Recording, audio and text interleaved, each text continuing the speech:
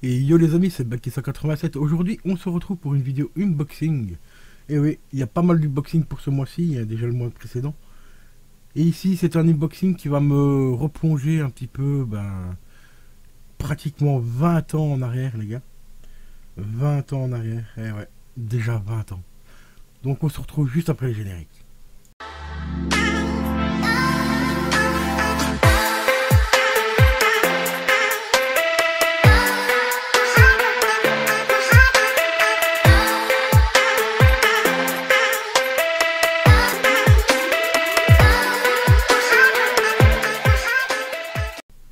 Et les amis, donc voilà, cet objet que j'ai dans les mains ici, que vous voyez pas encore pour l'instant, mais va me replonger mais quasiment 20 ans en arrière.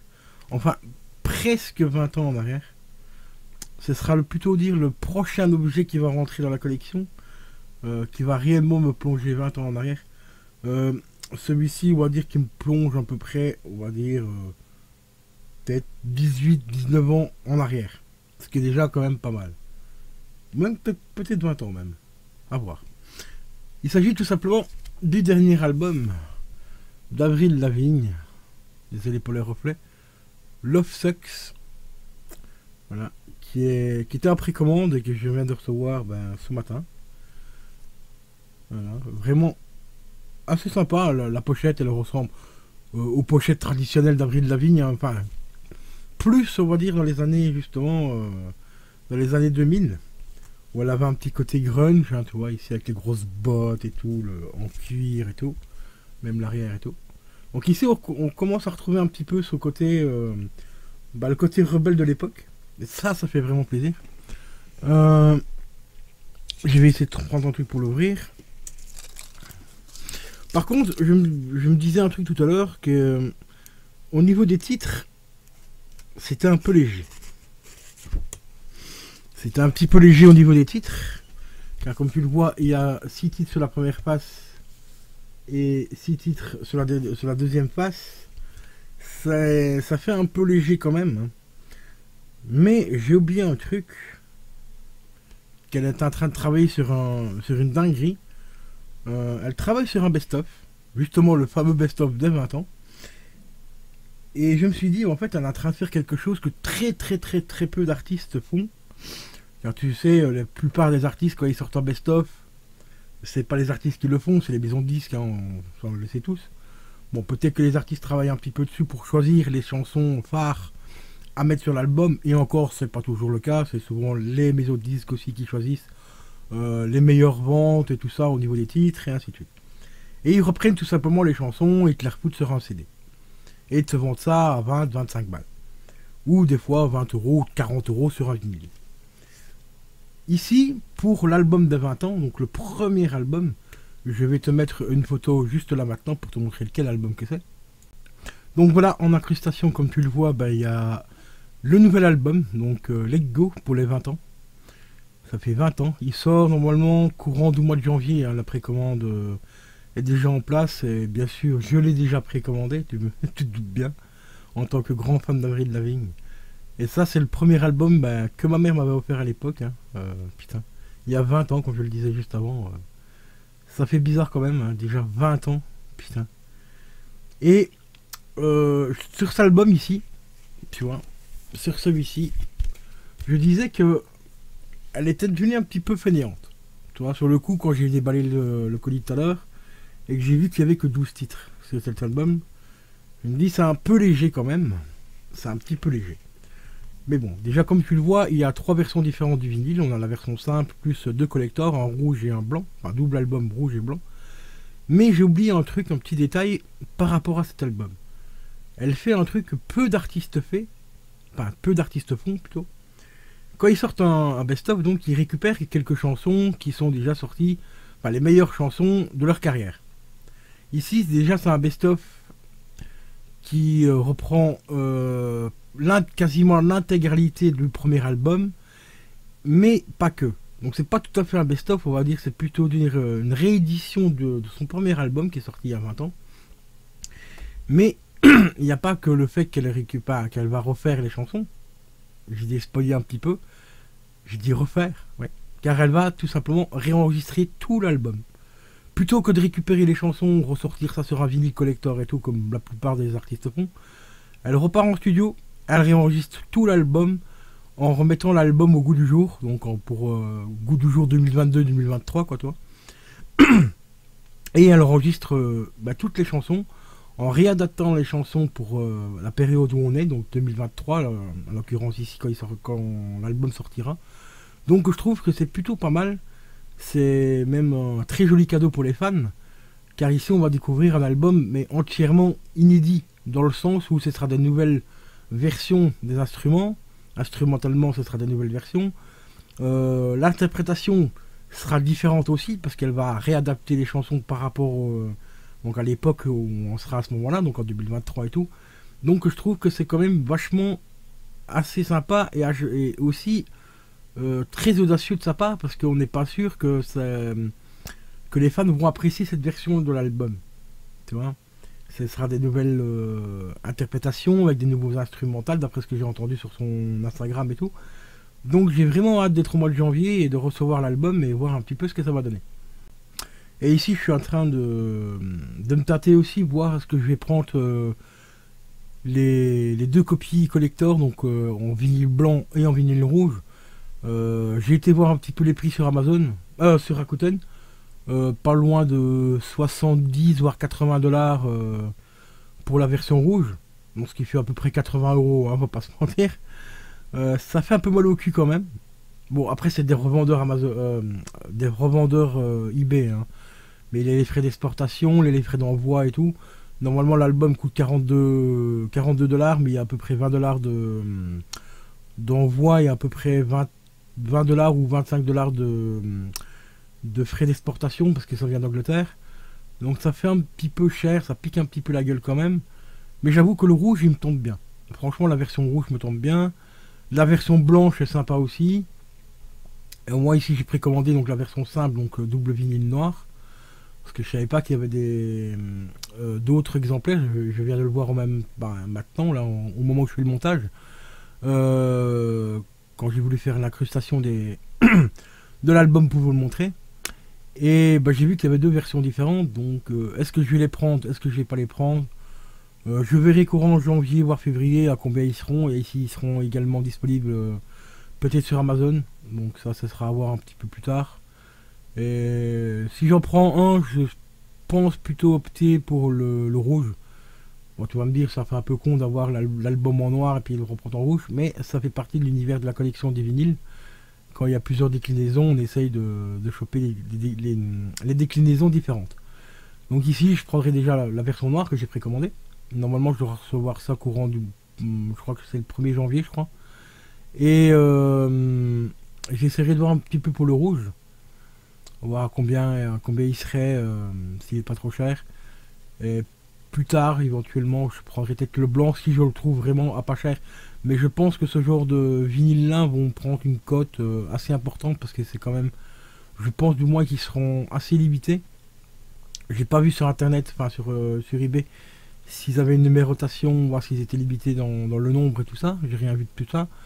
Mais on va dire c'est délimité, mais enfin un peu collector, mais sans limite de pressage. Donc c'est déjà une bonne chose, parce qu'on peut les retrouver normalement à des prix à peu près corrects sur d'autres sites de vente, comme par exemple Amazon, Rakuten et ainsi de suite.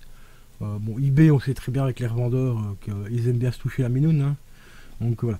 Bon, sans plus tarder, on va passer, donc on va acheter l'unboxing du nouveau, donc Love Sucks.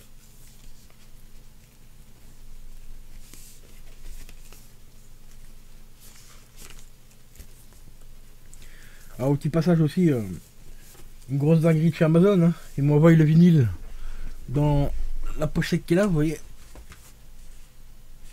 là-dedans. Et ils me l'ont emballé aussi dans un carton, et comme ça. Un carton, comme ça. J'ai dit que j'ai payé 27 balles, hein, bon, c'est quand même une somme, hein, 27 euros. Mais par contre, quand Bloody m'a acheté mon cadeau d'anniversaire qui coûtait 80 balles, je l'ai reçu dans un bête sac en papier. Sans protection, sans rien, donc le livre il est arrivé explosé. Je le renvoie et il me le renvoie dans le même sac.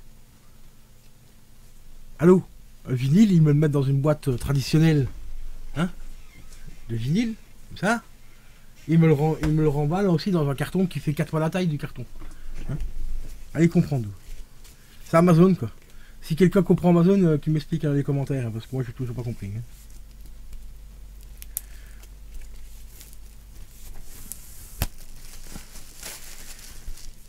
Bon, par contre la pochette est quand même vachement fragile. C'est encore un carton qui n'est pas dingue. Ça arrive assez souvent maintenant. La qualité du carton a énormément été dégradée, c'est un peu malheureux. Parce que ce genre de carton là, comme vous voyez ici, il y a déjà une petite marque. Une marque extrêmement, enfin hyper facilement et tout. Donc la moindre petite pliure, il y a encore ici au-dessus, il y en a encore une, juste ici. Donc ça fait un peu chier. Ici on a déjà des traces d'usure ici au-dessus, alors que le vinyle vient d'être à peine déballé. Là on a déjà le dessus du vinyle qui commence à gondoler ici, pas le carton quoi. Donc c'est vraiment du carton de merde. Hein. Mais bon, ça je pense pas que ce soit elle qui décide de choisir le carton, c'est plus les éditeurs. Donc ici. Alors là je vais recoller la petite étiquette qui était collée sur le blister. Donc c'est marqué, donc on a le titre de l'album, la couleur exclusive, parce qu'il a une couleur exclusive, je vais vous montrer juste après. Et plus 3 titres qui sont inclus dedans. Là, donc ça, cette petite étiquette là, je la recolle dessus. En même temps ça me permet d'avoir le code barre. Voilà, qui est juste là. Donc c'est un vinyle, donc le dernier vinyle qu'elle a sorti. Ça fait déjà quelques mois qu'il est sorti, mais il était sorti uniquement en premier en CD. D'ailleurs je me disais c'est quand même un peu bizarre qu'elle n'ait pas édité en vinyle, parce que tous les artistes le font maintenant. Il était disponible qu'en CD. Et ça m'a fait un peu chier parce que je pensais pas acheter du tout le CD. Parce que je ne suis plus CD du tout. Et quelques mois après, à ma grande surprise, bon mon portefeuille n'a pas fait la surprise, hein, lui il a fait la gueule. J'ai vu qu'elle avait tout simplement sorti le vinyle. Alors ça c'est la sous-pochette. On retrouve des petites photos assez sympatoches hein, d'Avril Lavigne, hein, avec une plastique quand même assez intéressante. Donc ici on retrouve déjà une grosse partie des titres, avec un bout de texte à chaque fois. Donc c'est pas tout à fait un vinyle audiophile celui-ci, mais ça y ressemble. Normalement en vinyle audiophile, vous avez la sous-pochette et à l'intérieur vous avez des photos. Et sur les photos, on a une partie du texte. Ici, c'est carrément directement imprimé sur la jaquette, enfin sur la sous-pochette, donc on ne peut pas le considérer comme un audiophile, mais ça y ressemble. Voilà l'autre côté. Et voilà le vinyle en lui-même. Avec la couleur exclusive, orange. Moi, personnellement, je l'aurais fait rouge, vu que l'album, enfin que l'entièreté de l'album est rouge. Et le macaron au milieu est rouge, voilà. Avec Love Sucks, on retrouve les titres. Donc 6 titres sur la première face, 6 titres sur la deuxième face. Il est légèrement transparent aussi, enfin un peu transparent opaque. Moi j'avoue que l'orange est quand même relativement sympa. Là on a 2-3 trucs de papier dessus. On va s'empresser de les enlever. Avant de faire une lecture tout à l'heure. Voilà. Franchement, il est sympa. J'aime bien. Il est vraiment sympa. Bon, après, encore une fois, il n'est pas encore très cher. Celui-là, une trentaine d'euros. Enfin, 27 balles. Donc, ça passe encore. On verra dans les années à venir à combien il sera. Parce que moi, j'ai le tout premier album, par contre, Let Go, en audiophile, que j'avais acheté il y a à peu près 2 ans, je crois. 27 euros, justement. Aujourd'hui, j'ai été voir sur Amazon. J'ai fait comme le loup dans Tex Avery, tu vois les yeux qui sortent comme ça. Moi j'ai vu le prix. Bon, je sais plus exactement à combien il était, donc j'ai pas à dire de conneries, mais je crois qu'il était à plus de 100 euros. Si mes souvenirs sont bons, je pense qu'il était à peu près dans les 100 euros. Il tournait autour de 100 euros ou qu'il avait carrément dépassé les 100 euros. Alors qu'à l'époque j'avais payé 27 balles, hein. Donc il faut quand même. Donc c'est pour ça que je vous dis que si vous êtes collectionneur de vinyle, essayez de choper un maximum des vinyles audiophiles. Donc c'est marqué sur Amazon, hein, de toute façon. Et dedans, tu as une carte avec des photos et tu as un bout de texte dessus. En général, tu as entre 1 et 2 photos recto verso sur une carte à peu près de cette taille-là. Donc voilà. Donc voilà les potos concernant le dernier album d'Avril Lavigne, hein, qui est sorti. Celui-ci, il est sorti en 2022. Donc il y a déjà 19 ans, les gars, parce que le premier album est sorti en 2013. Ouais, c'est 2000... Non, en 2003, pardon. C'est le deuxième album qui est sorti en 2013. Bah, il me semble que c'est le deuxième album, je sais plus.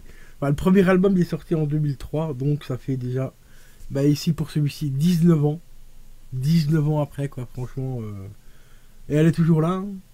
Malgré des rumeurs comme quoi elle serait morte et que ce serait un sosie qui l'aurait remplacé et tout. Le sosie est quand même balèze, hein, parce que c'est exactement les mêmes dents, les yeux c'est identique les mêmes, le nez c'est pareil, aux cicatrices près c'est les mêmes et tout, donc le sosie là franchement il est balèze quand même, hein. Il est balèze, hein, c'est limite sa soeur jumelle quoi.